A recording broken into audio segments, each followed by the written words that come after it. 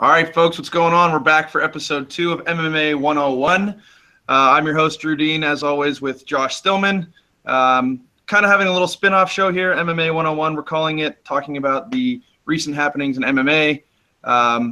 More geared towards the casual fans, not the blowhard DraftKings analytic fans that Josh and I kind of put our other show out to. Each week we want to bring on a different guest just to bring their opinion into the show. This week we welcome Eric Fenton. Eric is a roommate of Josh and I at the University of Pittsburgh. We watched Cain Velasquez take the title off of Brock Lesnar back in the day. And Eric and I are actually pro wrestling fans, so we were pretty broken up about that. And that's when we started really diving into MMA with Eric. First, I'll introduce Josh. Josh, what's going on, man? Hey, dude. Really nice calling our viewers blowhards right out the gate. That's pretty awesome. Yeah, I'm doing pretty excellent. I've got some snow here in Richmond, so I didn't have school today. Don't have school tomorrow. Pretty awesome. That's nice. Live the teacher life, so it's pretty sweet. Nice. And the man of the hour, Eric Fenton. Eric, what is going on, my friend? Nothing, man. Just happy you guys could have me on to your podcast or whatever this ends up being. Yes. Not really sure what you guys are looking to get out of me, but we'll kind of run with it. That was a great description of this podcast or whatever the hell this is. We don't even know what it is. You guys don't keep me filled in on apparently the Blowhard show, so I mean that's a little rough for me to follow. So I don't know what format that's taken. Oh God, I'm never living that down. All right, so let's dive right in, guys. We're just going to recap what has been going on in the world of MMA, and I think there's no better place to start than UFC 207. Let's start at the top. Nunes-Rousey. Josh, break it down for me. Well, I guess going into the fight, it could have gone one of two ways, I think. Either what actually happened was going to happen, or Rousey was going to find a way to get the fight to the ground and armbar Nunes, and it was the former in a big way.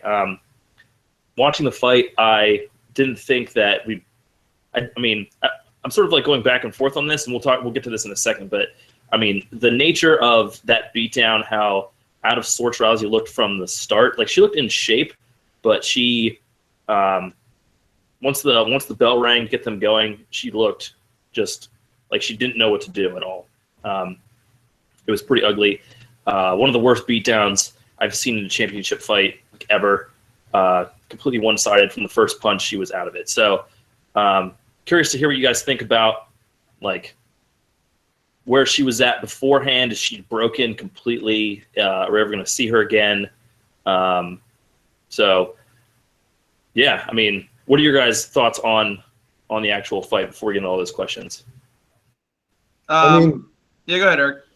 No, I was just going to say, for me, the Rousey fight, yeah, like you said, could have went one or two ways. And she attempted to change things up, which for a fighter, to me, always signals that there's some big mental block going on, right? So she comes out, shies away from the media, immediately just trying to shut everybody out and pretend she's getting back into the training regimen that she was doing before. I think that was probably the absolute worst thing she could have done, especially if she wasn't going to change camps or change coaches or change styles at all. Shutting herself out and getting away from her standard routine, even though she was taking a year off anyway, which was pretty lengthy for her in the long run. So you either have to come out when you do something like that and completely change everything, or if you do it piecemeal like that, it's only going to make your mentality worse. So I kind of half expected it.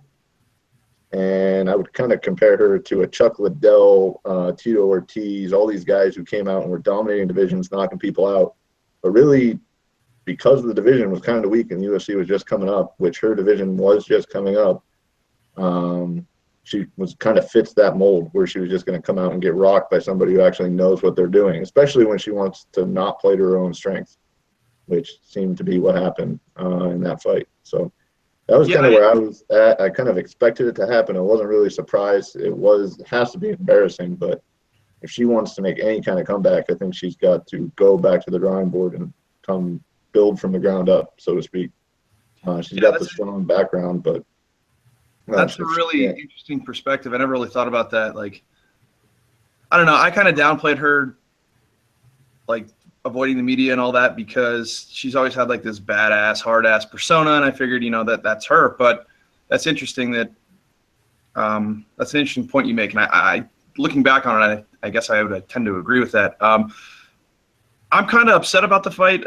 Nunez put on a performance. Let's not take anything away from her, but Ronda was in excellent shape. It's not like she wasn't training, and I think the biggest thing for her, I want her to make one more comeback. I want her to come back. She's got to change coaches, man. I don't even know how to say his name, Targaryen or whatever. Targaryen, like the show. Yeah, I don't know how the hell to pronounce the guy's name, but Game of Thrones shout out. Yeah. And I feel like he's brainwashed her into thinking her striking is elite, and it's absolutely not. It's pitiful. So I'd like to see her, hook up with a legitimate camp, develop that striking, and maybe make one more run at it. Going back to what Eric said about the comeback and whatnot, she did just post a tweet today, about an hour ago. It was this quote from J.K. Rowling's, actually, believe it or not, about how she's hit rock bottom and her life can only get up from here. So there's all these Twitter theorists talking about whether this is the end or there actually is some light. Maybe she does come back. So it'll be interesting to see what she does. I think it'd be good for the sport. And lastly, this is what I meant to talk about, what Eric said. He came up. What's that? Go ahead. Sorry.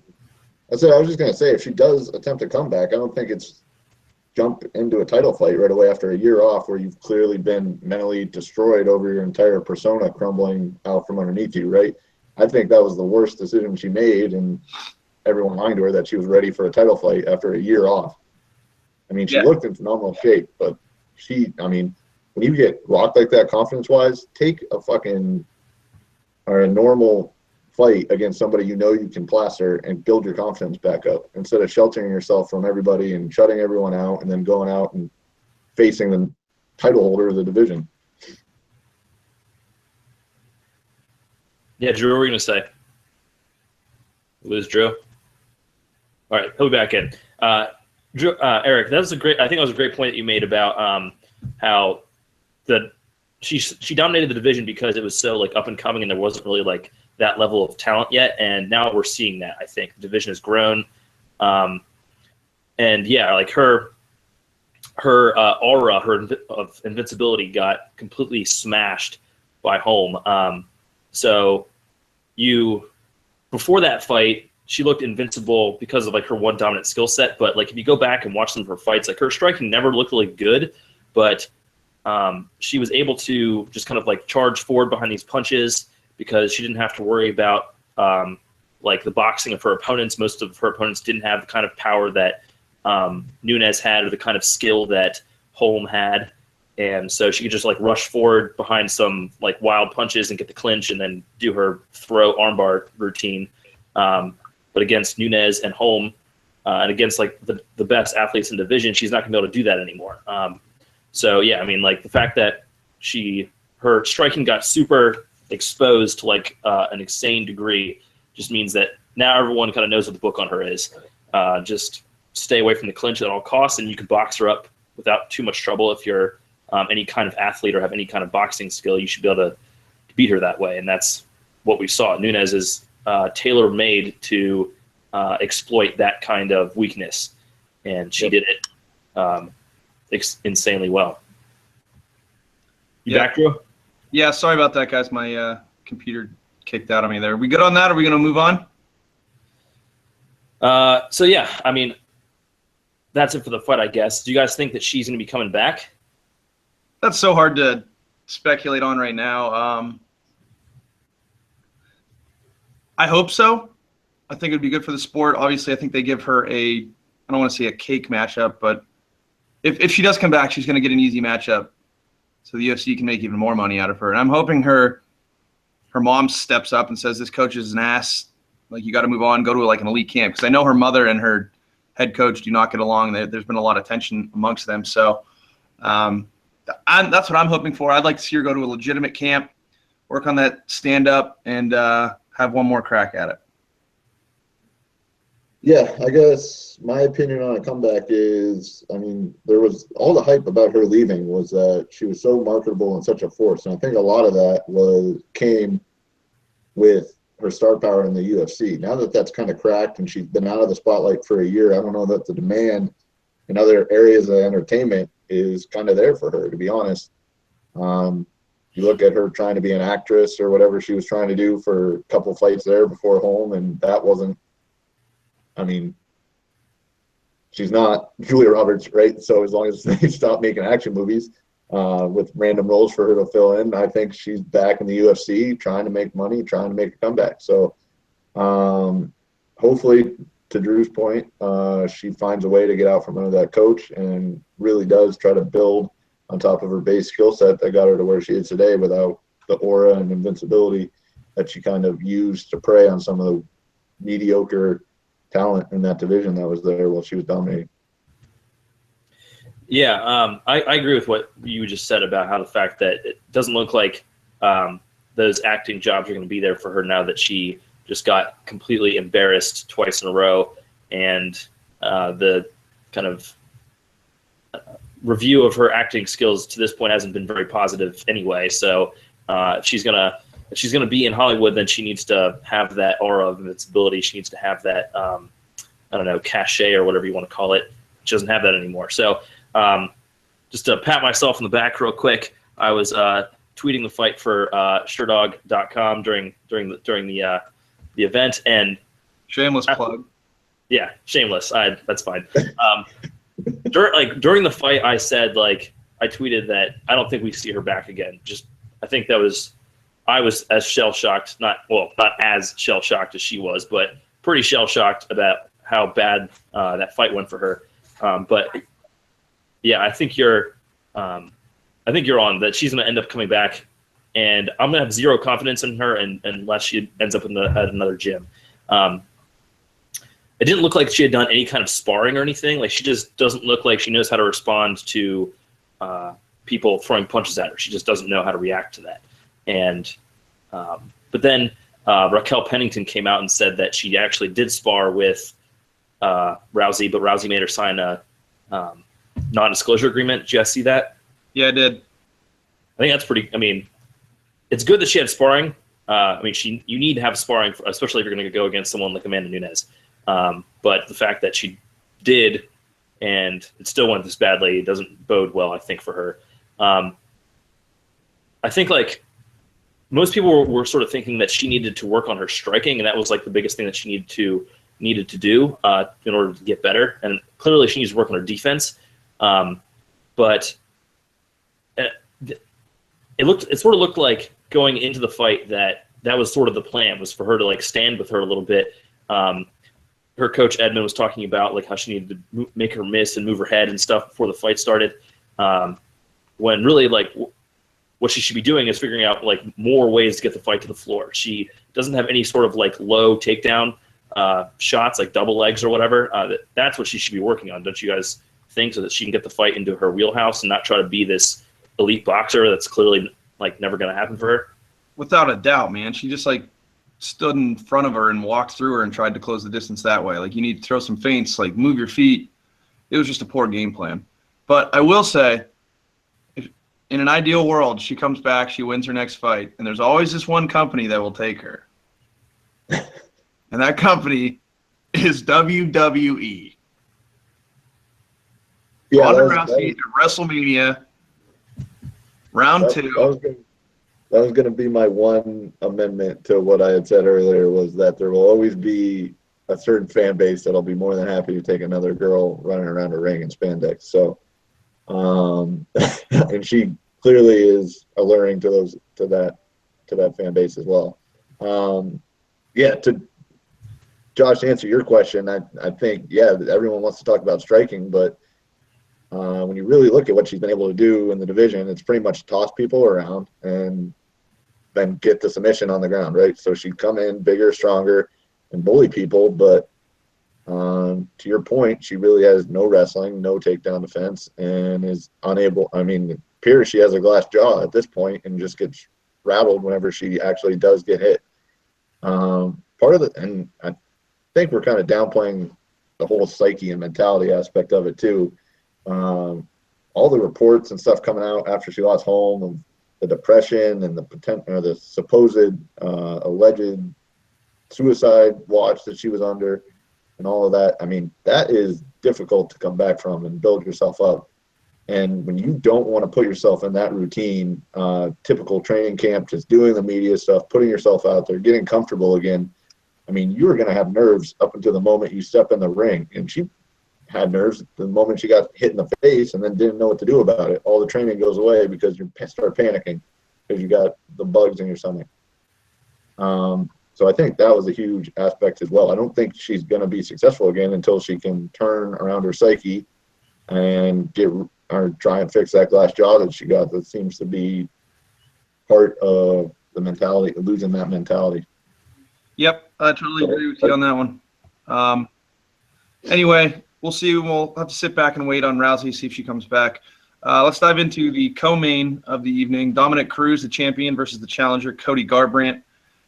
And I'm going to jump off with this one. I'm a huge Cody fan. Everybody knows that. I picked Cruz in the Daily Fantasy Knockout podcast. Based on Cruz's previous fights, he's made everybody miss. He dances around. He's in and out. You guys know how he fights. But it was the exact opposite in this fight. Cody was so smooth and quick in his head movement and picked him apart. And it was awesome to see. I'm really happy for him. I'm happy for Team Alpha Male. They finally got that belt. What do you guys think about the performance, and what's next for both of these guys? Eric, you want to take this one first, or you want me to? I'll be short and quick with this one. So I've seen a total of one fight out of each of these guys. I watched Cruz fight Dillashaw, and I watched Garbrandt in his last fight at UFC 200, I believe. I don't even remember his opponent. This is going to sound like the meathead thing where I'm the idiot, but I mean, I don't really follow the lightweights too much. But from what I saw, I mean, they looked like they stylistically matched up pretty well. It was impressive what Garbrandt was able to do, given what Cruz was able to do against Dillashaw and pretty much avoid every strike he tried to land. But I mean, Cody's young, he's quick, and he hasn't had the chance to get beat up the same way that some of these older vets in the division have. Specifically Cruz with the number of injuries and the brutal training camps he's undergone for years, right? So he's been doing it forever. Cody's young, spry, able to move around and keep up the pace, and I think that's ultimately what the difference was. I think the fight probably looked worse than it actually was for Cruz, because at the end he was trying to go for broke and maybe taking shots that he normally wouldn't take if he had the fight under more control. But overall, I think it's huge for Garbrandt. And it's kind of another one of these meteoric rises to the top where the UFC's got to be shaking their head trying to find somebody who can match Conor McGregor's star power, right? That's true. It's really a good point. Josh, what do you think? Yeah, I mean, I was with you. I thought Cruz would be able to get it done here. I've heard people say that like Faber's game plan going into his last fight with Cruz was to do kind of what Cody did and try to counter him, which seemed like ridiculous going in, but that's exactly what Garbrandt was able to do. If you chase Cruz, you're not going to be able to like chase him down. Like that's what his movement is tailor made to avoid. I mean, you can't corner him. You can't if you chase him, he dances around you, hits you as you try to come in. Garbrandt, he showed like a level of poise that I don't think most people expected, especially in the way that he was getting completely owned in the trash talk. He just looked sorts whenever he and Cruz were on the mic. But he just showed, I mean, I know that he was like clowning and whatever during the fight. And there were a couple times where he dropped Cruz and didn't follow up, and it's like, what are you doing? Like you need to jump on him. But aside from that, and I mean, he showed that it didn't really matter. I mean, he showed just a level of composure in not chasing after Cruz, making Cruz come to him, and using his superior like athleticism and hand speed at this point. I mean, yeah, I think Eric made a good point about how Cruz. I'm kind of wondering, was this like a super impressive performance from Garbrandt, or has Cruz lost a step. I mean, what do you think? Did he look kind of slow here? Or, Drew, what do you think? I don't think so, man. I really think Cruz, fought his fight and how he typically fights. I didn't notice like a decrease in production or his gas tank or anything. Quickly to touch on your point, though, I was so pissed. Cody could have finished that fight, I felt, on 3 different occasions, but he didn't go in for the finish. He dropped him, and what the hell are you doing? I was so stressed out because I was like, one punch and you're going to get popped and lose your title. But, yeah, I think Cody was a superior fighter. I don't think Dominic Cruz, he was humble in defeat. Like, he didn't say, oh, I didn't fight my best fight, blah, blah, blah, blah, blah. He put it all out there like he normally does, and Cody was the better man. What do you think about his Garbrandt's ability to be like? I mean, someone mentioned McGregor a second ago. Well, yeah, obviously, but I mean, he's got like a similar kind of. He's got a distinctive look, one that you can sell. He's got an exciting fighting style and tons of like first round knockouts to go with. If he works on his mic skills a little bit, like where do you think he can go in terms of like UFC drawing power? I think he does have the potential for drawing power. It's going to take time, though, because he's not as loud and outspoken and witty on the microphone as McGregor. McGregor is the king of selling fights. But Cody has the highlight reel to, for the UFC to market him as a star. And I tell you what, this next fight between him and TJ Dillashaw, if it happens, is going to be marketed through the roof because those two, former teammates, former friends, this, that, the other, and that, I think, is his chance. If he makes a statement in that fight and ends that early, I think that's the rocket ship on his back to take him to the top or close to it. I think he's a big draw from that fight. Yeah. Eric, what do you think? Did did Garbrandt win you over to these lighter weights a little bit? You going to be tuning in the next time he fights? Yeah, I definitely think he's a draw and a guy worth watching just because of the way he fights. He's all motor and potential knockout power with every punch he throws, right? And the lighter weights do have their appeal and they're faster paced. The guys are constantly moving around, throwing more punches. But part of the allure to the UFC for me is watching guys my size, and that's why boxing, the heavyweight division, is the most popular division for 40, 50 years, right? Starting with Holyfield and working its way through, or starting with Ali and working its way. Yeah, Holyfield. Hey, Holyfield was a champ when I was young. I don't know. No, I know. I'm just messing with you. Yeah, but anyway, but I don't know. I think he does need some work in the marketing department. I mean, he's an interesting guy if you know what you're watching, right? And then you can appreciate what he's really doing in the ring or the octagon. But until he's able to talk on the mic and he has that developed persona that McGregor had out of the gate, right? His meteoric rise to fame is going to probably hamper his ability to draw just because people aren't as aware of who he is and what he can do. If he would have took a stance immediately that, hey, I'm the good guy, or hey, I'm the heel, and stuck with that through kind of his rise through the UFC, he may have more draw or more appeal and maybe a little easier to market, but he's kind of wishy-washy back and forth as far as wanting to trash talk, be the good guy and then, or be the bad guy and then show up with the leukemia survivor in the middle of the ring, which, I mean, that's a great story, is awesome, looks great for him. But, I mean, I think that overall kind of doesn't know where, or doesn't really tell people where to put him in their minds. I mean, if you look at the WWE, it's successful because you know who the villains are, you know who the good guys are. So I'll go back to that. But, I mean, right now he's just kind of middle of the road for me. So I'll tune in, keep my eye on him, but he's not the biggest draw in my mind. That's an excellent point. I'm a big wrestling fan, if you guys don't know that. But, like, yeah, he's not polarizing enough for me. Like, he's kind of wishy-washy, good guy, bad guy, like you said. He was dancing and, you know, he had some heel tactics in the ring, and then he brings, you know, his motivation. He called him the leukemia survivor, which was absolutely awesome to see. But yeah, good guy, bad guy, kind of wishy-washy. But who knows? We'll see with this next fight. I think TJ Dillashaw is going to be the heel in this next fight. So I'm going to get behind the American boy, Cody Garbrandt. I hope he knocks him out. But anyway, let's move on to the last important fight of that card. well, not last important, but the biggest, TJ Dillashaw, who we've been talking about, versus John Lineker. Dillashaw, 2 dominant wins in a row, guys, since he lost that close fight to Cruz. You got to think he's next in line, right? I'm assuming they don't give the rematch to Cruz.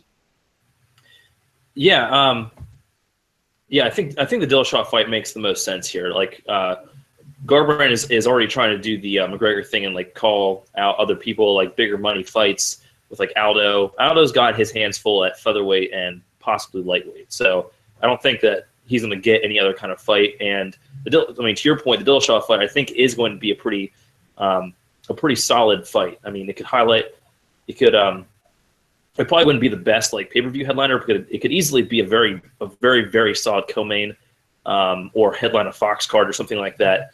And the bad blood that they have, being former teammates, they were already like calling each other out, both of them, after their wins last weekend. So I think that's an easy fight that you can market. And like you said, I mean, it's definitely one that I would tune in to watch. Yeah, Dillashaw, he looked impressive. I think he's playing with fire, I think, a little bit. He's a little bit more hittable than Cruz. Like, people compare his movement to Cruz, but he's much more willing to stand around in the pocket and like throw down. And he did that against Lineker, one of like the biggest hitters in the division. He got tagged a few times, and his chin held up to his credit, but I just don't think he could do that for like 15 minutes or 25 minutes without having to use his wrestling, which is what he went to against Lineker. And Garbrandt showed that he's got excellent takedown defense, got like athleticism to get back up right away. He reversed an awesome takedown from Cruz. So I think that's the fight to make. I thought I was impressed by the performance. Anything else that you guys want to talk about? No, I really don't have much to say about that fight. I mean, Dillashaw dominated. I think the next fight is – I'm more excited for the marketing and the narrative behind Cody versus TJ. I think that's going to be real hype, and it's going to get me all sorts of excited. And I'm probably going to go home to Erie and watch it with Eric. That's what's going to happen. Nice. Yeah, get him in on this. Yeah. All right. Let Eric talk. Go ahead. Sorry, buddy. Yeah, I guess if the next fight for Cody is Dillashaw, I'm definitely tuning into that. I think that would be an exciting matchup stylistically. I kind of struggle with the promotion game where you guys are getting excited over the marketing hype for that one. I just don't see it. Dillashaw just isn't exciting to me. There's certain aspects of it you can play up, but again, it just comes off a little contrived for me. And any trash talking is going to be fabricated nonsense because those guys were friends while they were teammates. So I don't know. It all goes back to this division wasn't even on the UFC's radar until a couple of years ago.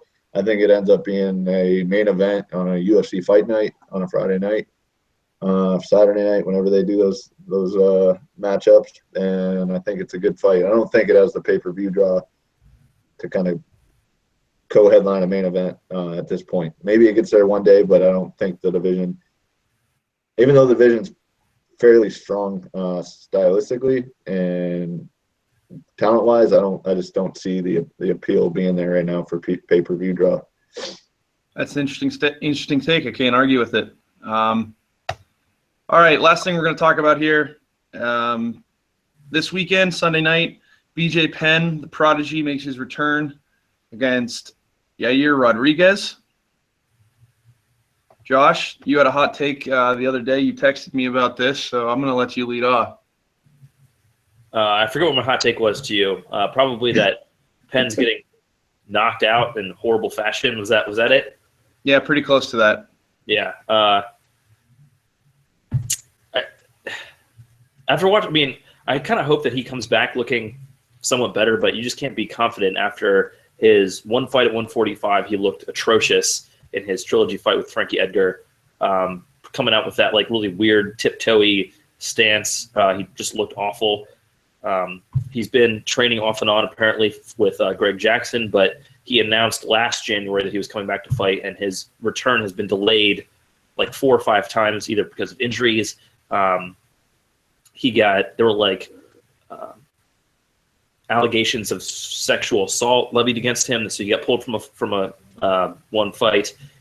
He used an IV, which is now banned year round under like the new drug testing policy. So there's at 38, and after he's been fighting for 20 years and has looked like he's been on a pretty steep decline. Granted, like before the Edgar fight, he was fighting. He'd been on like a 2-year layoff before that and had fought at welterweight against dudes way bigger than him, like Rory McDonald and Nick Diaz, who he has no business fighting.